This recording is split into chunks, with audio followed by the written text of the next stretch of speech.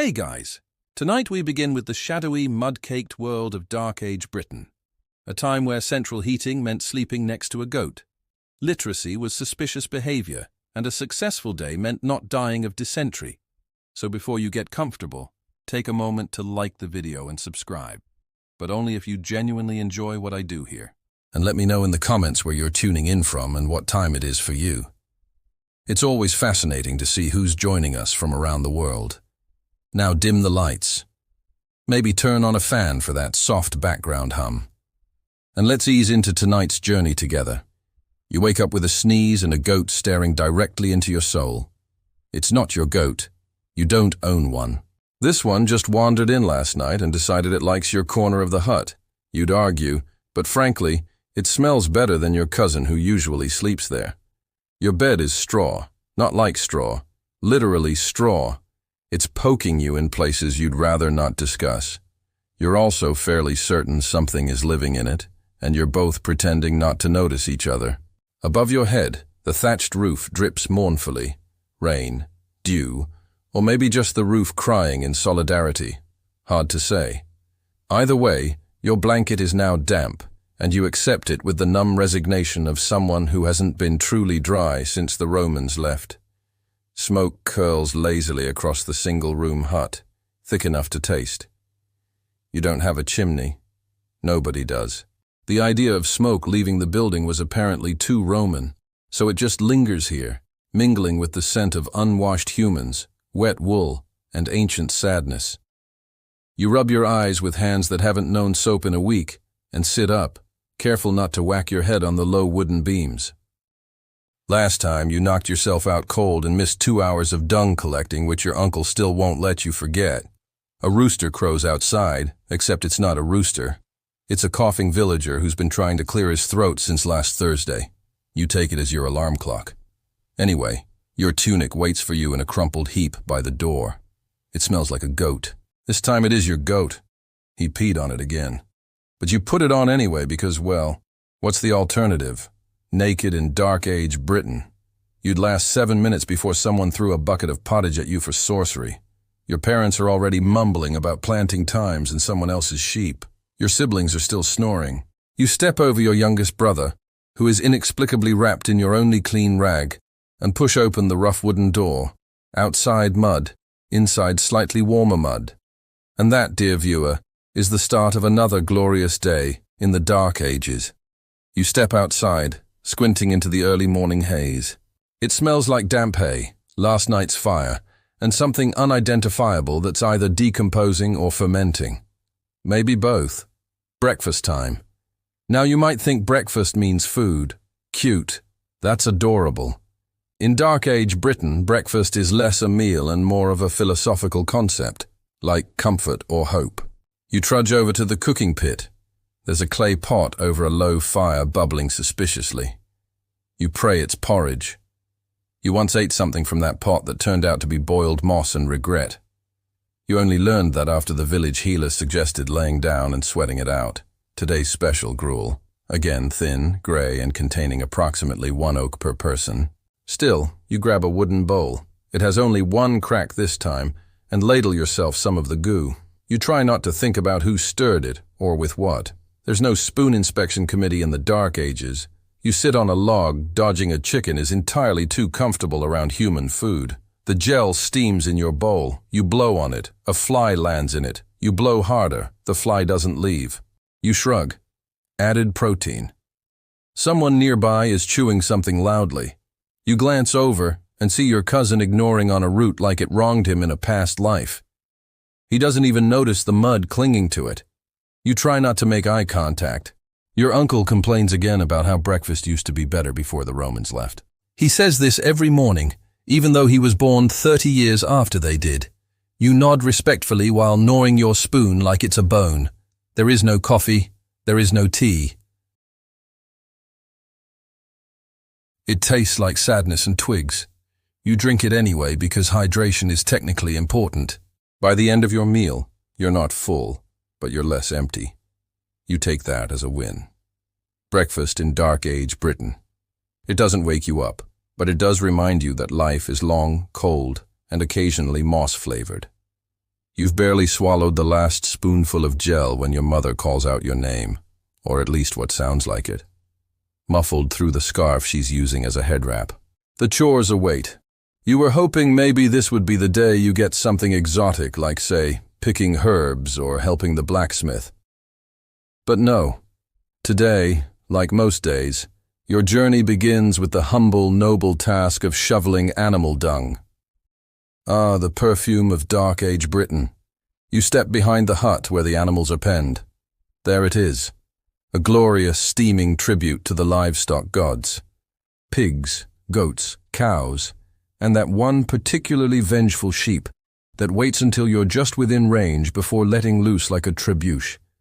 You grab your wooden shovel. It's splintery. It's warped. It weighs about the same as a small child, and its effectiveness is debatable. Still, it's your Excalibur, your destiny. You begin scooping, trying not to breathe too deeply. The trick is to breathe just enough to stay conscious, but not enough to regret being born. The pigs watch you with contempt. The goats look vaguely amused. One chicken follows you closely, judging your form like a personal trainer from hell. You pile the dung onto a sled. Not a cart, a sled, because wheels don't work very well in 6 inches of seasonal swamp. You drag it to the compost heap, a mountain of filth that vaguely resembles a sleeping dragon made of sadness. You toss the latest offerings on top. It steams ominously. You nod with pride. Dung isn't just dung here. It's fuel. It's fertilizer. It's floor patching material. It's currency if you're desperate enough. Once your cousin traded a sack of dried cow patties for half a duck, no regrets. You wipe your hands on your tunic, which at this point is just a wearable rag of crimes against hygiene. You look down at your boots, or rather your feet wrapped in strips of cloth, pretending to be boots, and sigh. You're 3 hours into the day, and your dignity left around the time you slipped and landed in something warm and soft. But hey, the pigs are clean, your family has fuel, and your shovel hasn't broken in half yet. You, my friend, are thriving. Let's be honest, you have absolutely no idea what year it is. Not in the what's the date today sense, more in what century are we in again sort of way. You think someone said it was the year 493, but then someone else insisted it was 526. And old Tilda swears it's still Roman times, which is optimistic. But really, why would it matter? You don't have a calendar. You don't have a clock. Your concept of time revolves around whether or not the sun is being rude today. There's no government-issued parchment reminding you of tax season. The only new year you recognize is the planting season. That's when the village gets together to stab the dirt and argue about what the sky is trying to say. You once asked the monk at the monastery what year it was. He launched into a 3-hour rant about papal decrees, solar cycles, and why Easter can't ever just stay in one place. You nodded politely and backed away before he tried to convert your goat again. The village elder swears it's still the age of heroes, which probably just means his back doesn't hurt today. He says this while wearing a rusted helmet as a hat and claiming he fought off a Viking using only a broom and a dream. The children measure time and how many snowfalls since the last piglet was born. You've adapted. You now refer to major events as 3 mudslides ago or the year of the aggressive goose. You don't know your birthday. No one does. Your age is best described as old enough to help, young enough to complain. Your mother guesses you're 15. Your grandmother says 20. The local blacksmith says you were born during the big fire, which helps no one. There are no New Year's resolutions, just the quiet hope that next winter doesn't eat half the village again. So yes, technically you live in the Dark Ages, but in your heart you exist in a timeless soup of chores, mud, and vague seasonal anxiety. Time is an illusion. Breakfast is optional, and the only thing that runs on schedule is your goat's digestive system. You, my friend, are free from the tyranny of calendars. Kind of. You were baptized, or at least sprinkled with something by a man in robes who smelled like boiled cabbage and incense. There's a wooden cross in the village church. You mumble along to Latin you don't understand. Once you nodded during a sermon and people clapped. You think you accidentally converted again. But here's the thing. Just because you go to church on Sunday doesn't mean you do not also whisper prayers to the old tree behind your hut. The one with the weird knot that looks like your late Aunt Bragger. You're not saying she lives in the tree, just that since she died, the chickens avoided it. And your brother broke out in boils when he tried to cut its branches. Coincidence? Probably. But you still leave it offerings just in case. There's also the matter of the river spirit. Everyone knows you're not supposed to fish on certain days, or the spirit will curse your net. The priest says that's pagan nonsense. But last time old Garwin ignored it. He caught a frog that bit him with visible teeth. He swore it called him by name. He moved inland shortly after, when someone falls ill. Yes, the healer prays, but she also smears them in mud, hangs chicken bones over the door, and mumbles to the moon. You're told this is Christian healing, which is fascinating because it smells like fermented goat and mild panic. And when the harvest moon rises, the whole village gathers in silence, not to recite scripture, but to watch the sky and mutter about omens. The priest is invited, but mostly to prevent him from tattling to someone more Rome-inclined. To be clear, you do believe in Christ. You also believe in the moss on the north side of trees, the angry glint in a raven's eye, and the distinct vibe shift that happens when someone says the name Woden after dark. It's not so much that you're confused, it's that you're thorough. You're not hedging your bets. You're diversifying your spiritual portfolio. Welcome to Dark Age Britain, where saints walk beside spirits, and the forest always listens. It's a quiet evening. The chickens are finally roosting. The pigs have stopped fighting with the goats, and you're enjoying the rare moment when everything doesn't smell like something died under the floorboards. Then someone says it. Vikings. Your body tenses. You look toward the coast even though you can't see the coast or smell it or access it within a week's walk. Still, a chill rolls down your spine like a monk's wine jug rolling downhill.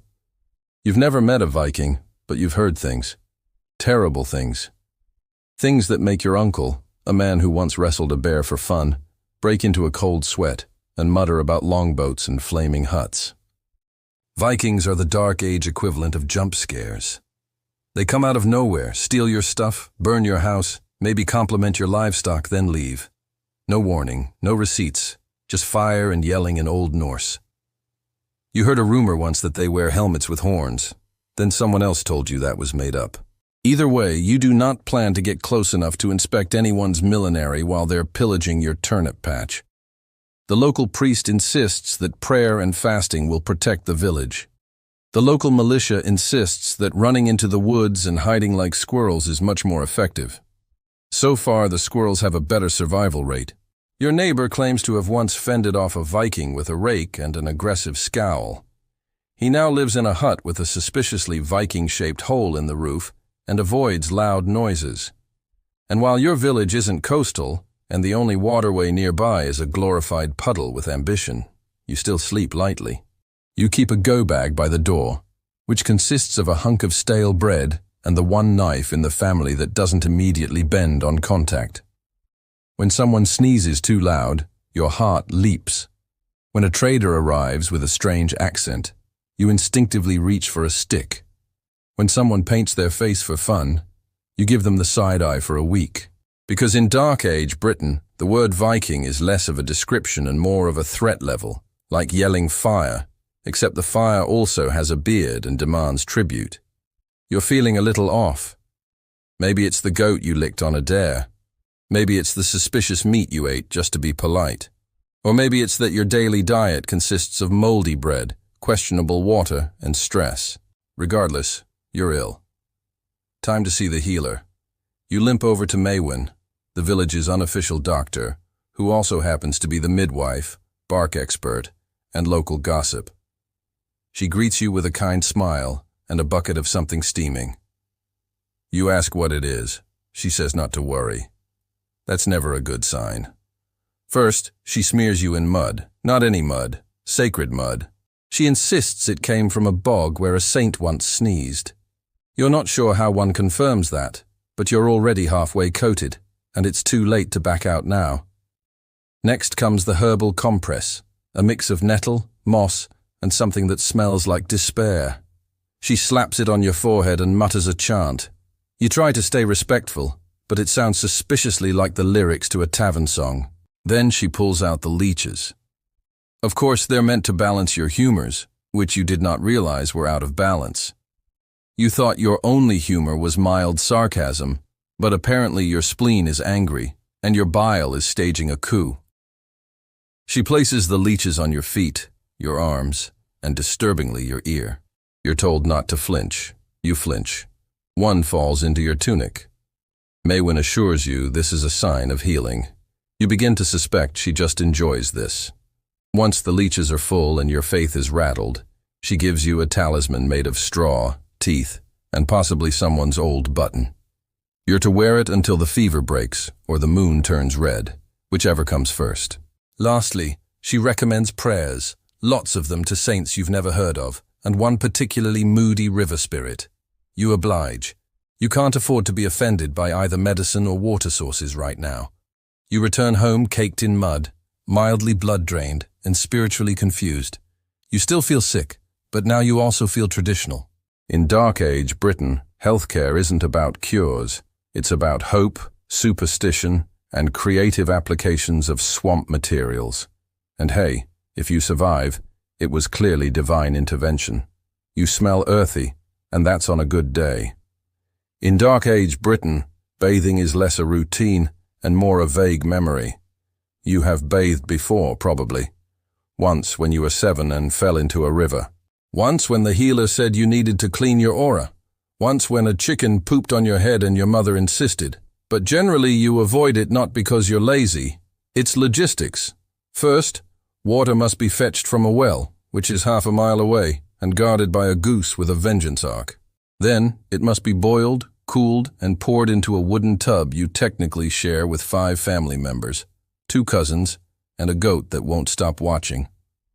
Soaps exist. It's made from animal fat and ash, and it smells like betrayal. It technically cleans you, but it also burns your eyes, your dignity, and your soul. Your neighbors don't judge you for skipping baths. They do too. You all operate under the unspoken agreement that everyone smells, so no one brings it up. Like the strange stains on the village elder's robe, or the rumor that he talks to mushrooms. If you do bathe, it's usually a dry rub with moss or a splash in a stream when no one's looking. Because if someone does catch you bathing, they'll assume you're either possessed or trying to seduce someone, possibly both. The monks bathe more often, which is suspicious, but they have access to better water, probably because they prayed for plumbing. You considered joining the monastery once, but the vow of silence sounded easier than the vow of celibacy. And yet somehow you survive. Your skin toughens. Your immune system levels up like a warrior in a tavern brawl. You've inhaled enough dirt to be 4% soil by mass, and frankly, you think that's part of the charm. When the rains come, you might stand outside and pretend it's on purpose. Just don't do it too long, or someone will accuse you of performing a ritual. And then it's a whole thing involving chickens, Latin, and mild public shaming. So yes, you bathe occasionally, dramatically, and under duress. But in a world where hygiene is optional and fleas are family, smelling bad is just part of the ambiance. Congratulations, you've moved up in the world. You're not a peasant anymore. You're something else.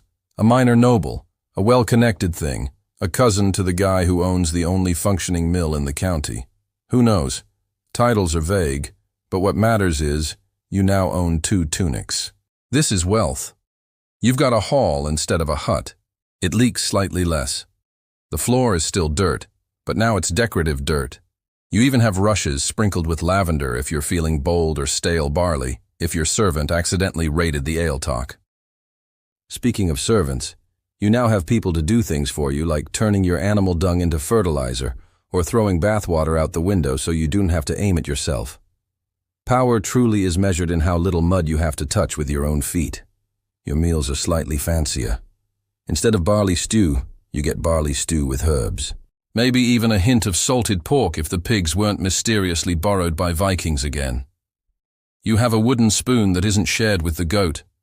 But despite all this lavish splendor, you still stink. Everyone does. You have more access to water than the peasants, but also more fur-lined cloaks, sweat-soaked armor, and feasts that involve an uncomfortable amount of cheese and mead.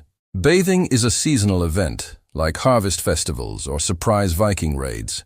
Your local priest assures you that God loves humility, and what's more humble than smelling like a damp blanket left in a barn? Cleanliness may be next to godliness, but in your case, next to is separated by a rather pungent moat. Perfume exists technically, imported from distant lands or cobbled together by your healer using flowers and deer glands. It helps a little. Now you smell like a sweaty meadow instead of just sweat. Progress. Still, peasants admire you. They imagine you dine on gold plates and sleep in feather beds. You do neither, mostly because you're paranoid about being poisoned or stabbed in your sleep by your third cousin. In short, life at the top in Dark Age Britain is better, just not by modern standards. You're still one bad winter away from wearing a badger for warmth and calling it fashion. But hey, at least you have options. Let's be honest, you can't read. You also can't write or count past whatever number of fingers and toes you haven't lost to frostbite. But that's okay. Nobody expects you to. You're not a monk. You're not royalty. You're not even a lethal red. And let's face it, if you were, you'd be too busy trying not to be the unready to bother with books. In Dark Age Britain, education is a luxury, like socks that match or a winter without dysentery. The only people who get to learn things are monks, nuns, and the occasional noble child who can sit still long enough to not eat the parchment. Monks, of course, are the nerds of the age. They know Latin, Greek, astronomy, and how to draw suspiciously muscular angels in the margins of manuscripts. They live in cold stone buildings, write all day, and pretend to enjoy boiled cabbage. They insist knowledge is power. You suspect they just want an excuse not to shovel pudding. You, however, are part of the 99% who think grammar is the name of the village herb witch. You've seen writing. It's on the priest's scrolls. It looks like tiny chicken footprints marching across a page. He claims it says important things, biblical truths, divine laws, sermons. But for all you know, it could just be his shopping list and a few doodles of St. Cathcart riding a dragon. The concept of school doesn't exist in your world. There's no one shouting pop quiz, just someone shouting, probably because a boar got into the grain again. Your education comes from 3 sources. Your parents, who mostly teach survival, the local elder, who mostly teaches superstition, and life itself, which teaches pain in bulk. That said, you are clever. You've memorized when the rains come. You know how to barter with someone who's missing most of their teeth. You can gut a fish blindfolded. You can identify herbs that won't kill you. That's a kind of literacy, too. Just not the parchment and quill kind. So, no, you can't recite Cicero, but you can fight off wolves with a stick and win an argument with a drunk pig farmer. In Dark Age Britain, that's more useful than algebra anyway. You don't have Netflix, you don't even have puppets unless you count your cousin Ida making shadow animals on the wall while mildly intoxicated on Turnipale. But you do have gossip and fire. And when the sun goes down and the work is done, or at least postponed until your back stops screaming, the village gathers around the hearth to indulge in both. Entertainment in Dark Age Britain is deeply analog. There's no screen time, just screen time. A big communal fire crackling in the center of a smoky hall is your cinema, your theater, your radio, and your talk stage all in one. It's hot, smoky, and if you sit too close, your eyebrows may become optional. But it's where stories live. Someone will inevitably start a tale, usually involving ancient kings, sacred stones, or a farmer who tried to milk the wrong end of a cow. Someone else will interrupt halfway through to say, "That's not how my grandmother told it." And then, an entirely new version will begin, starring a druid, a pig, and 3 regrettable marriages.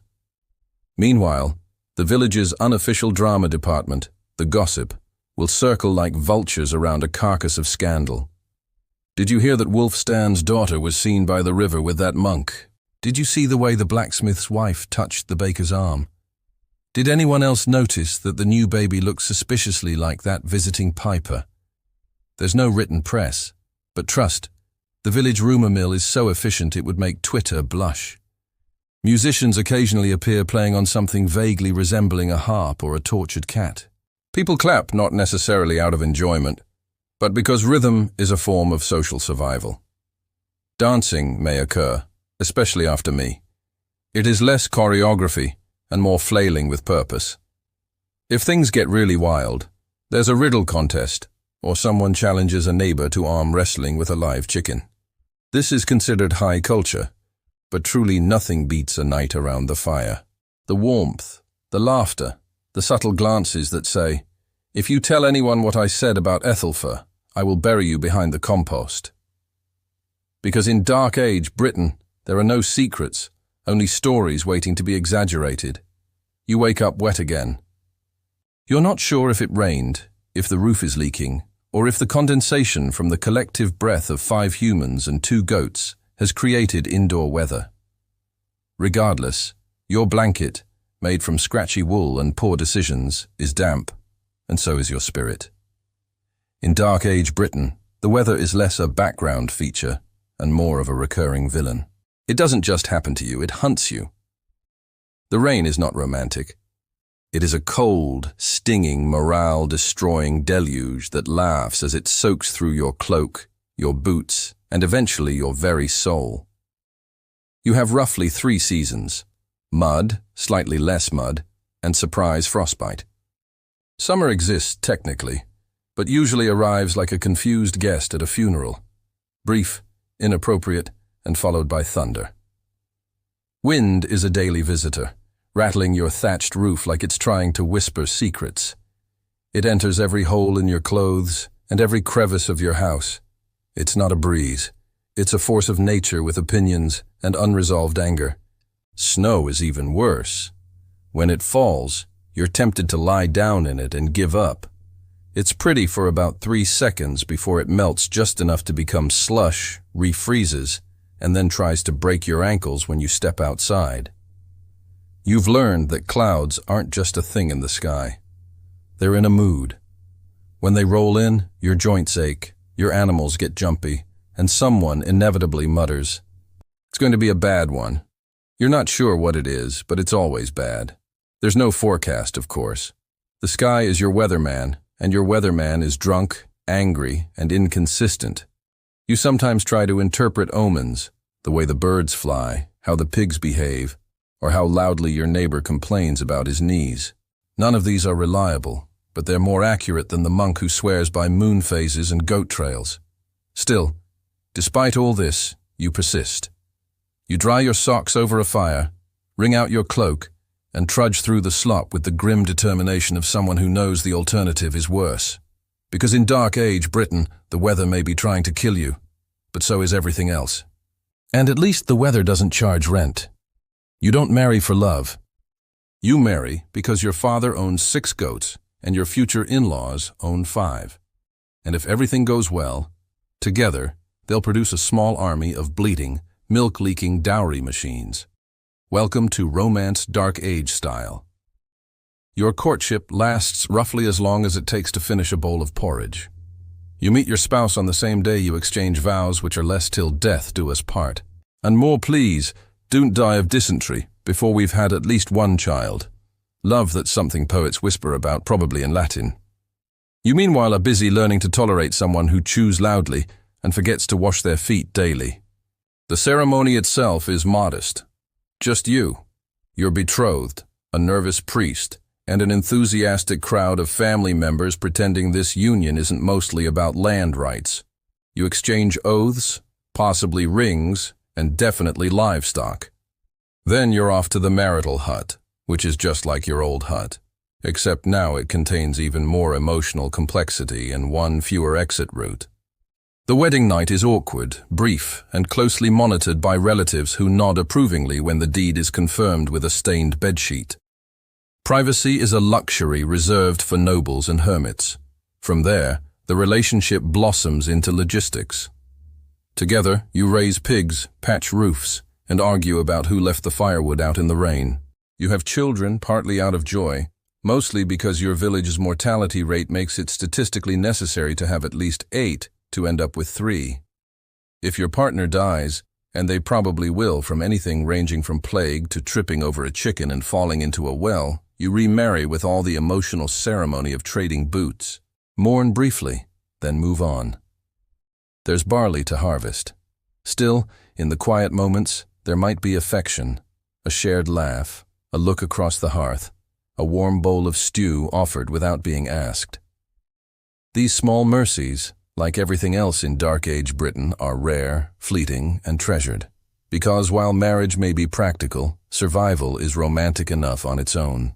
Your ideal death scenario: falling asleep beside a warm fire, belly full of stew, perhaps surrounded by children who look vaguely like you. Maybe one even becomes a monk and scribbles your name in a dusty manuscript.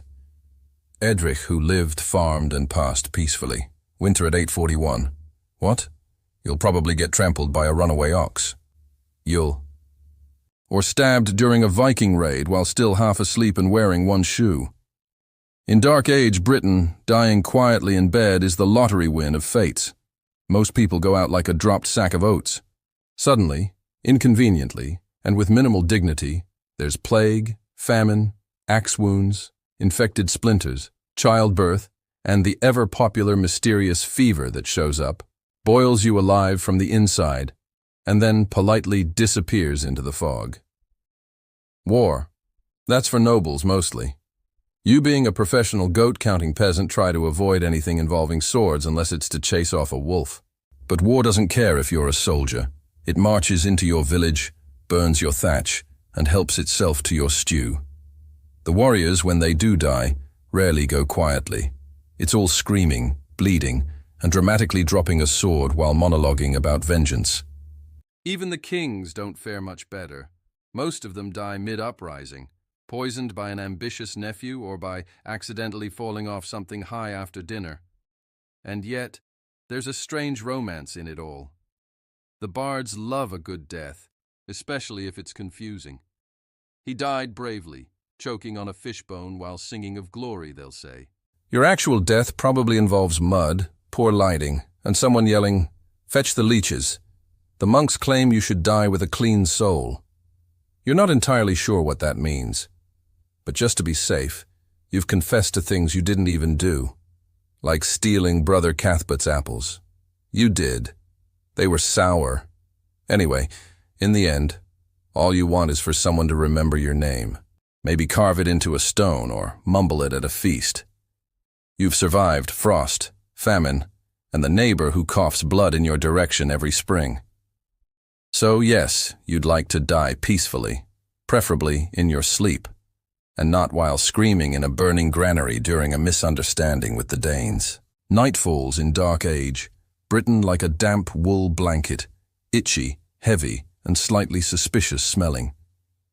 You bank the hearthfire carefully, knowing full well that if the last ember dies before dawn, you'll wake up with frost in your eyebrows and the joyful realization that your nose has frozen shut again.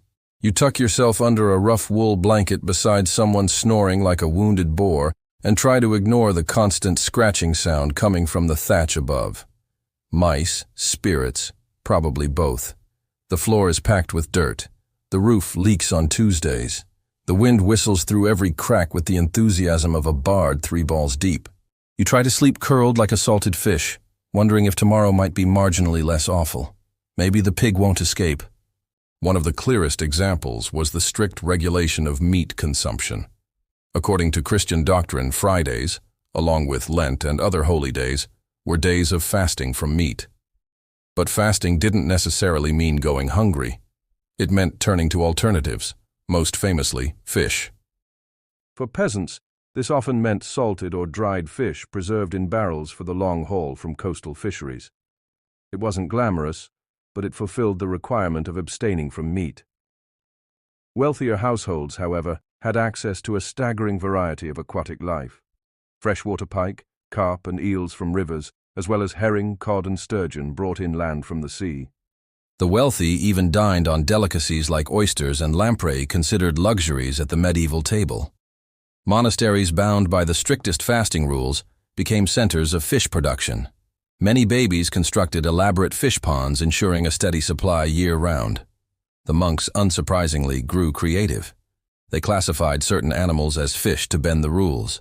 Beavers, because of their tails, and even barnacle geese, which were said to grow from driftwood on the seashore, were deemed acceptable fasting food. It sounds absurd to us, but it reveals how central faith was to shaping the medieval diet. Fish wasn't merely a religious substitute. It was also a symbol of purity. In a world where fresh meat often spoiled quickly, fish represented the ability to follow divine law while displaying wealth and discipline. Salted herring became a cornerstone of trade, especially in Northern Europe, fueling the prosperity of cities like Lubeck and Bruges. In fact, the medieval economy of entire regions thrived on the need for fish during fasting days. Yet, not everyone enjoyed it. To many peasants, dried herring was monotonous, tough, and sometimes barely edible. For nobles, however, fish became another stage for extravagance.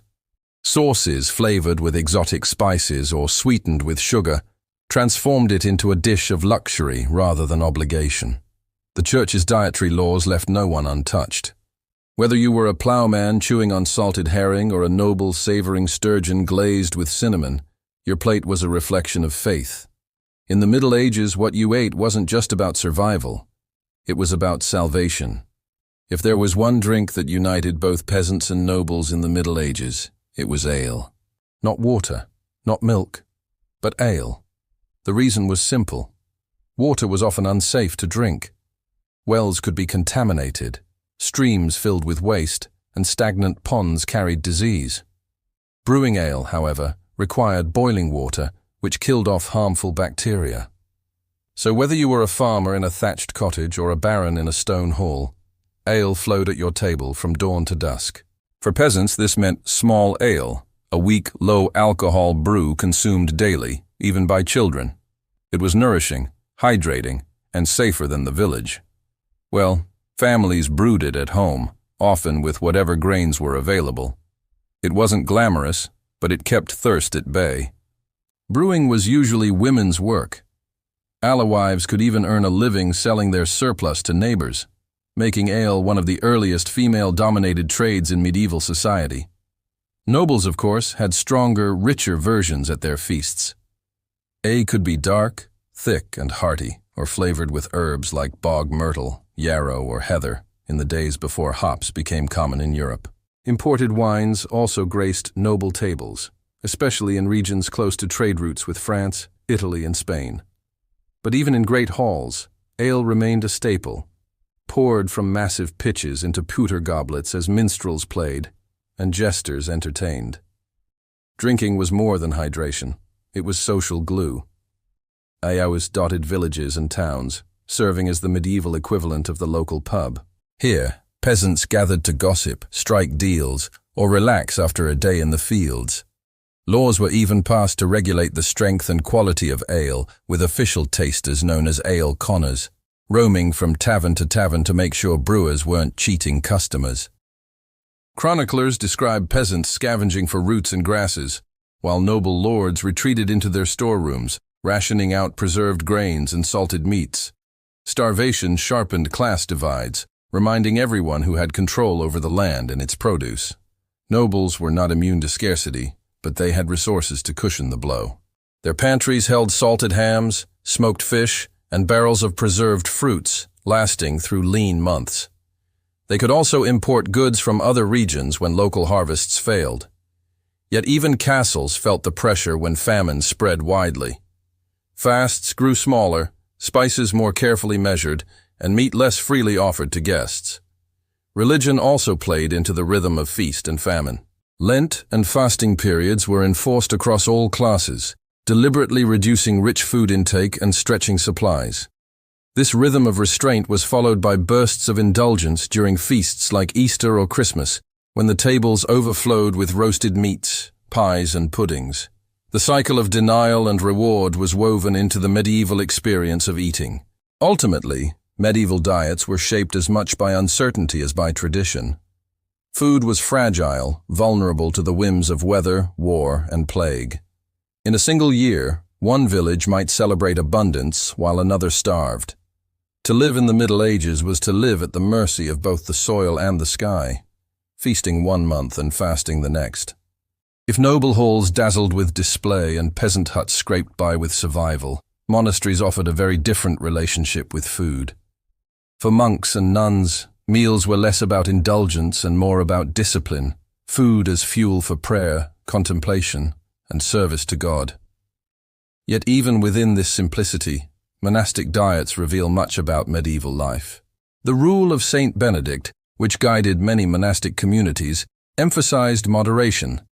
Meals were to be plain, frugal, and taken in silence.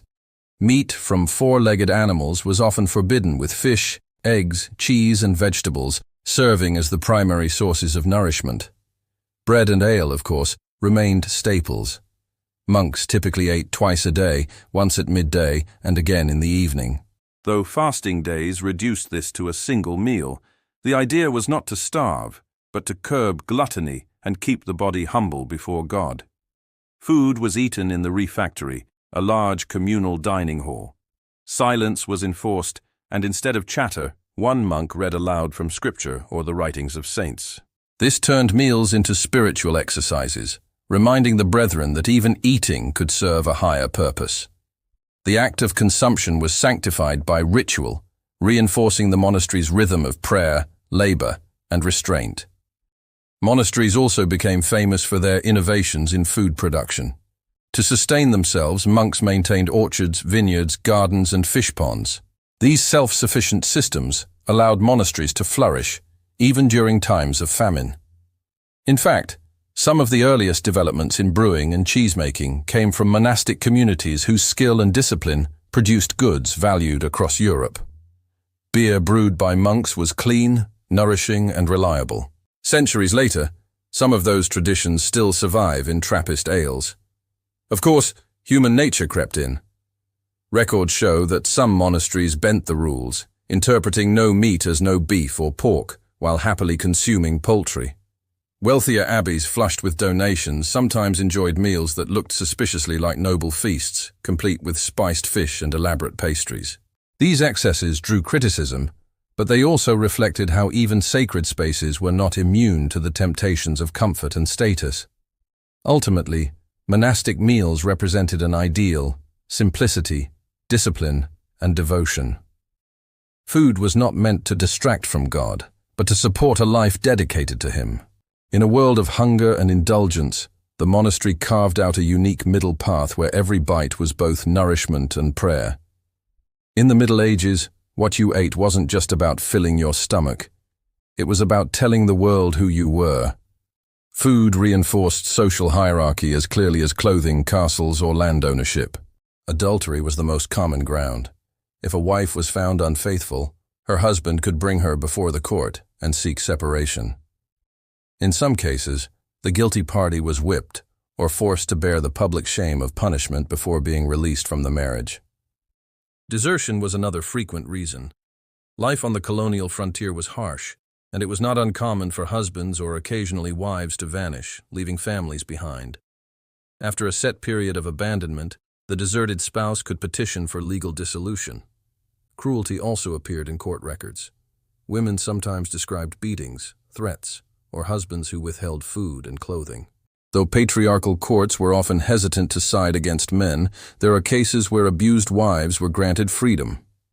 These moments reveal a surprising flexibility in a society otherwise rigid about gender roles. Yet every divorce carried heavy social stigma, branding families with whispers of failure and shame. More common than legal divorce was informal separation. Some couples simply drifted apart, especially in less regulated frontier settlements. A man might leave for trade or war and never return. A woman might move to a new town and remarry without official approval. These situations often created messy disputes over inheritance, property, and legitimacy of children. Even when courts granted divorce, remarriage came with suspicion.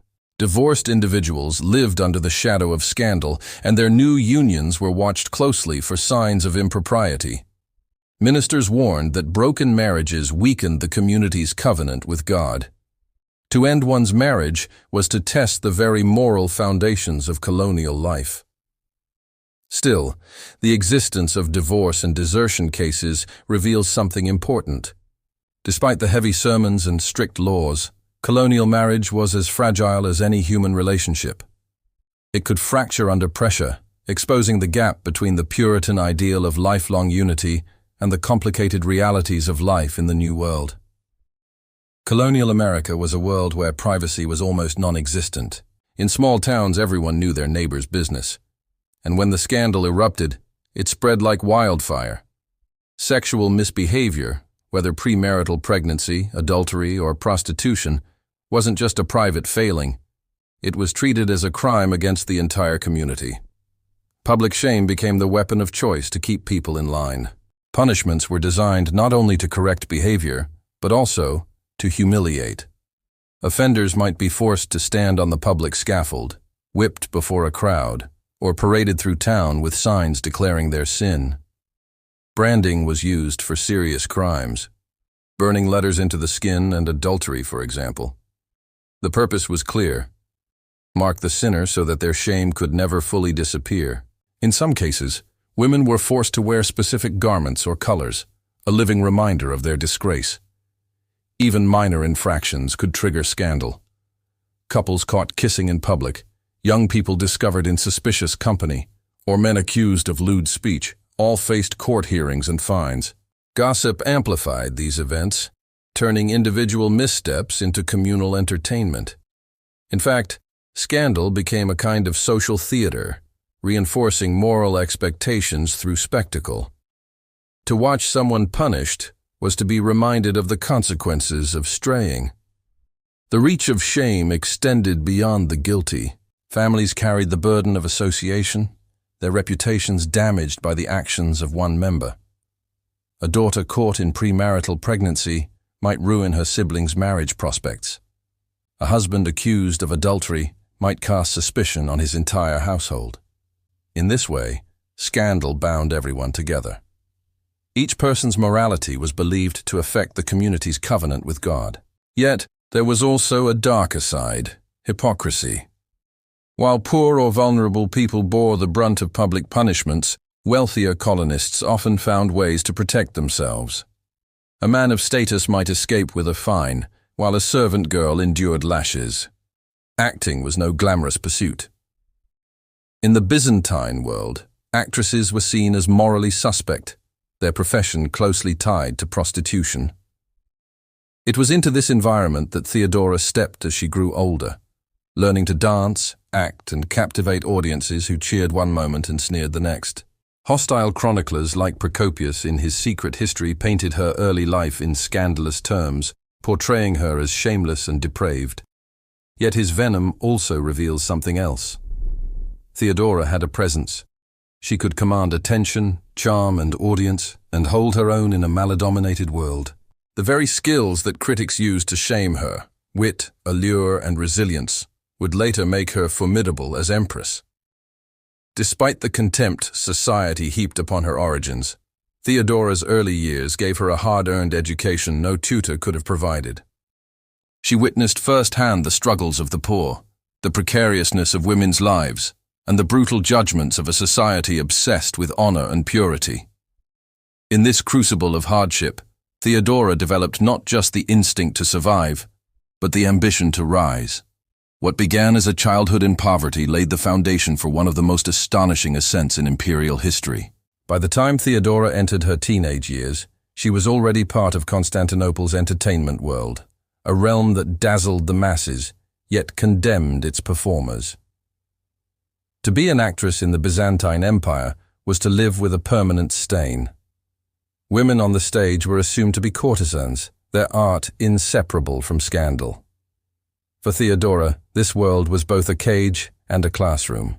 According to Procopius's infamous Secret History, she performed in provocative plays and delighted audiences with bold humor. He relished recounting lurid details, likely exaggerated to discredit her later as empress. But what emerges from beneath his venom is a woman who has mastered attention. She learned how to work a crowd, how to charm men of rank, and how to survive in a society eager to discard women like her once their beauty faded. Theodora's career as a courtesan also introduced her to the circles of influence that orbited Constantinople's elite. Wealthy patrons, officials, and even foreign envoys mingled in the city's theatres and pleasure houses. For a clever woman, these encounters provided opportunities to build networks far beyond the reach of her birth. Theodora, with her quick wit and eloquence, was no ordinary courtesan. She impressed not merely with beauty, but with intelligence and sharp conversation, traits that would later distinguish her at court. Her life took a dramatic turn when she traveled east to North Africa, living for a time in Alexandria. There she encountered new philosophies and Christian teachings that reshaped her outlook. Some sources suggest she embraced a pious life upon returning to Constantinople, abandoning the theatre and focusing instead on weaving and modest work. Whether her repentance was genuine or strategic, it changed how people perceived her. No longer merely an entertainer, she began to reinvent herself. Theodora's transformation from courtesan to penitent woman was remarkable in a society that rarely forgave women for their past. She had stared down disgrace and found a way to reframe her story. By the time she returned to Constantinople, she was no longer just an actress with a scandalous reputation. She was a woman poised for something greater.